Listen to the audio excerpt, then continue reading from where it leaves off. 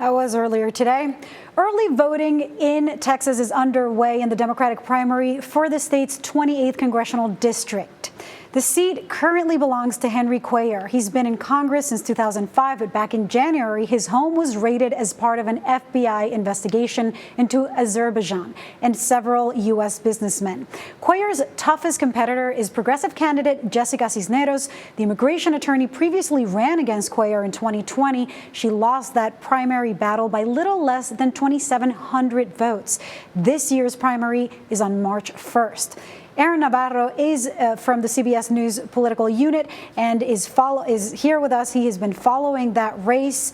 Aaron, I understand that Cisneros has been endorsed by the progressive wing of the party, like AOC, like Bernie Sanders, but you have talked directly to voters about how they felt about this FBI raid at Cuellar's home. Let's take a listen first and get back to you.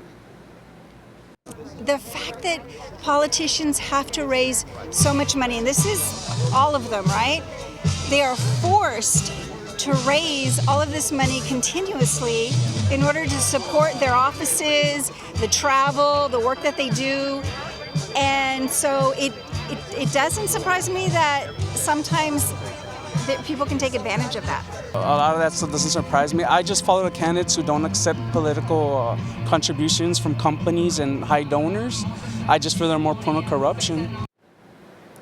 Well, you know, the FBI raid was not a good look, but Aaron, what's your sense on how the FBI investigation is impacting this race, if at all? Hi, Lilia. Thanks for having me. So it depends who you ask, really, but it seems like from our conversations with voters is that it hasn't changed anyone's mind that was already made up. As you mentioned, Cuellar has represented this district since 2005, so a good amount of constituents already know him and how they feel about him, and it seems like he's retaining that support. His campaign claims the impact has been, quote-unquote, minimal on the race, and we had a couple voters that seemed to weigh the rate at a lower level compared to his work in the district, particularly on the border, and money he's brought to the district through his role on the House Appropriations Committee. And when you talk to progressives, they say that the raid confirms what they already thought about Cuellar, that he is, quote-unquote, bought by corporate PACs and outside interests, but they were already looking to vote for Cisneros due to issues like healthcare and raising the minimum wage, so the direct impact of the raid actually changing minds remains to be seen. I mean, the gap between them was so small. I mean, that margin in votes last time around. What's different this time around? Of course, I mean, if I were a politician, I'd be running on that FBI raid. And I'm sure if Cuellar were to win the nomination, then he would be facing very harsh ads, perhaps, from the Republican candidate. But what is Cisneros doing? What's at stake? Tell me a little bit more about her run this time around. Sure.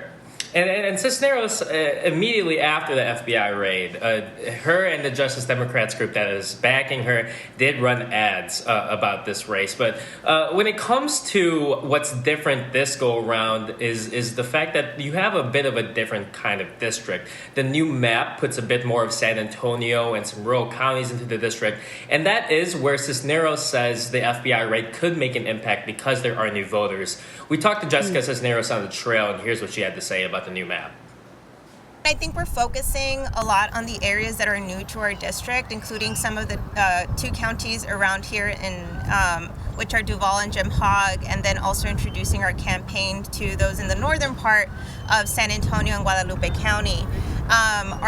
We were able to put our race in front of so many Democratic voters last time around, but the district is now new, right? There's newer components to it, so it's allowed us, you know, the fact that people in the old district know who we are, it's allowed us to dedicate space and resources to introduce our campaign to those new voters. So for us, it's making sure that they know who we are and turning them out. And I think, you know, it's not a good first impression for a lot of those voters that the incumbent has been subjected to an FBI raid so close to the election. You know, there seem to be such stark differences between these two candidates. What does this race mean for the progressive movement at large within the Democratic Party? So off bat, this is the first true test of progressive energy in a cycle that looks a bit unfavorable for Democrats. In 2018, when you had candidates like Alexandria Ocasio-Cortez, they were going into an environment that looked good for House Democrats.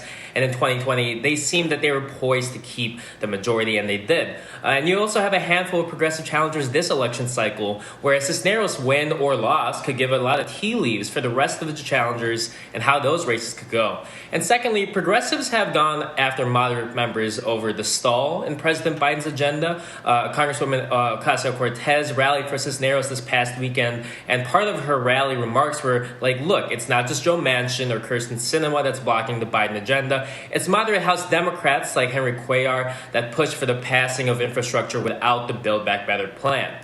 If Cisneros wins this, you can expect progressives to incorporate bringing up the trajectory plan on the trail in their own challenges. Not to mention Cuellar's position on abortion rights, too.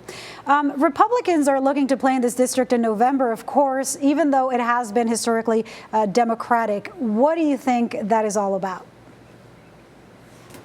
So it mainly stems from the gains they were able to make in 2020 in South Texas and with the Hispanic community. They were able to flip Zapata County, which is in this district. It's a more rural area in the district. And Zapata County went from voting for Hillary Clinton in 2016 by 33 points to President Trump by 6 points. And while Cuellar still won that county in his general election race in November of 2020, that's a pretty big shift. And Republicans are looking to build on this. They have established community centers in Laredo and San Antonio.